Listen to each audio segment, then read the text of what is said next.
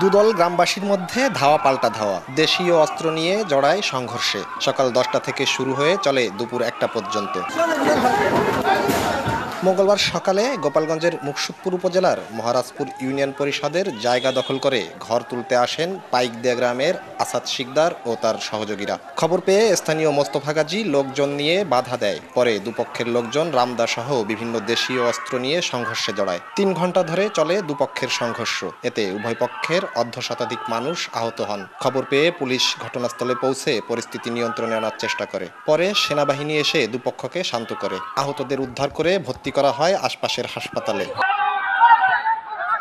দোষীদের আটকের চেষ্টা চলছে বলে জানিয়েছে পুলিশ। বাজারে একটা জায়গা নিয়ে দুই পক্ষের মধ্যে ধাওয়া পাল্টা দেওয়ার ঘটনা ঘটছে। পরিস্থিতি আমাদের পুরো নিয়ন্ত্রণে। অভিযোগ কোনো পক্ষের থেকে আমরা পাইনি।